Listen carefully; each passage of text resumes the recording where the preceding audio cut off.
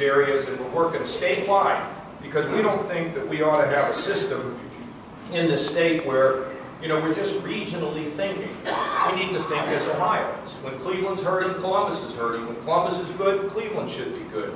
If we pull together, you know, we can't really miss. Let me see if there's any other areas. Medical corridor, healthcare, war on drugs. You know, we've engaged in the battle on prescription drug abuse. It's something that's really, really hurting us.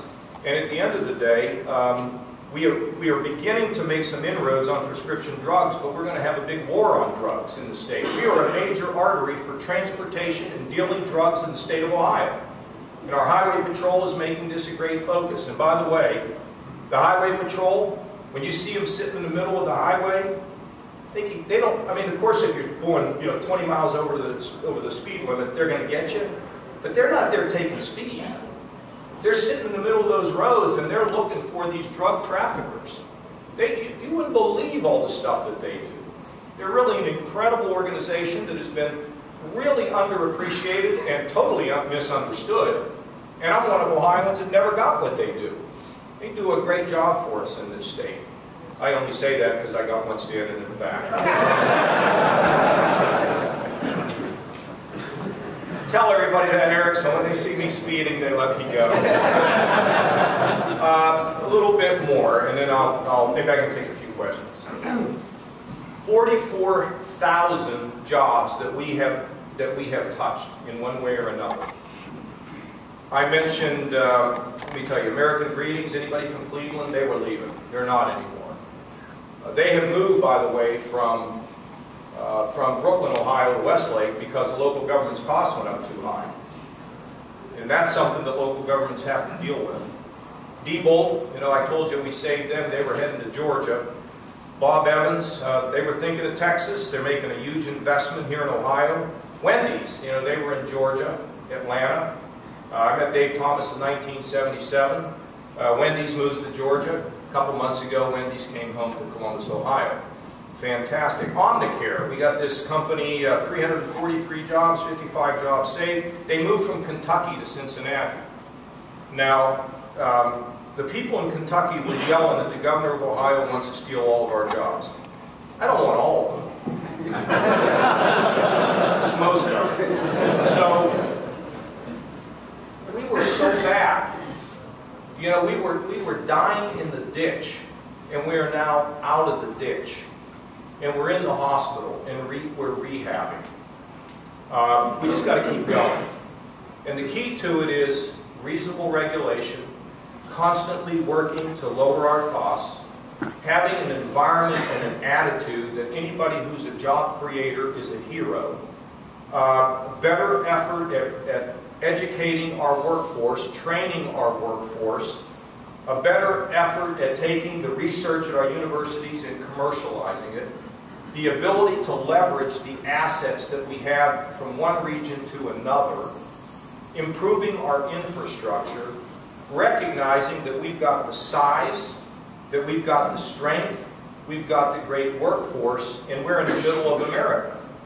And these are all fantastic assets. You just can't blow it. And we cannot pay attention to nihilists. You know what a nihilist is? You sound like O'Reilly at the end of the show. Nihilists. These are people that are just negative all the time. And they sort of glory in negativity. Can't have it. Can't have it. Every day we're going to win some, we're going to lose a few. We're going to dust ourselves off, and we're going to get moving again. My goal is real simple. I want Ohio to be great again.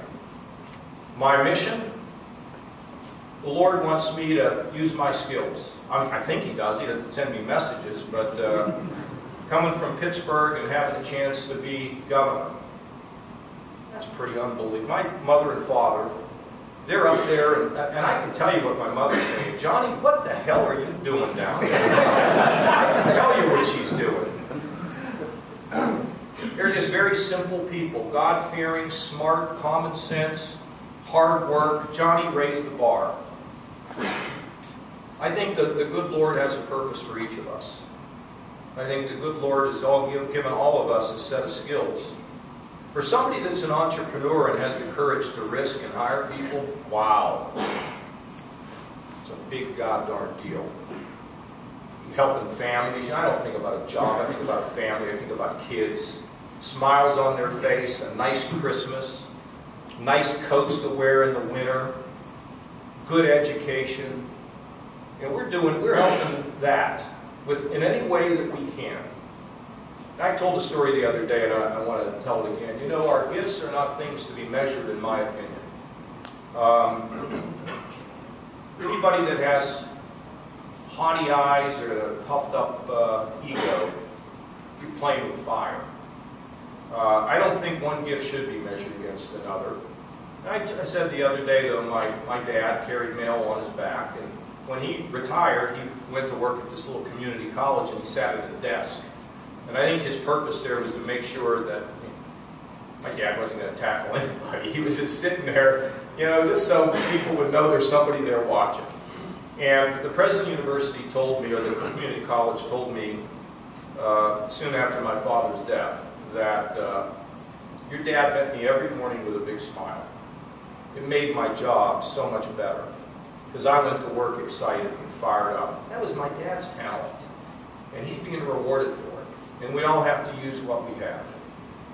With all of us in this administration, our focus has to be on good, on lifting families and helping children. As long as we do that, everything's cool. If we get off the track, it gets to be very uncool. And we're going to do our level best to hold each other accountable. But we want you to know we're working for you. And we're working with you to build a very, very strong Ohio. I'm going to go.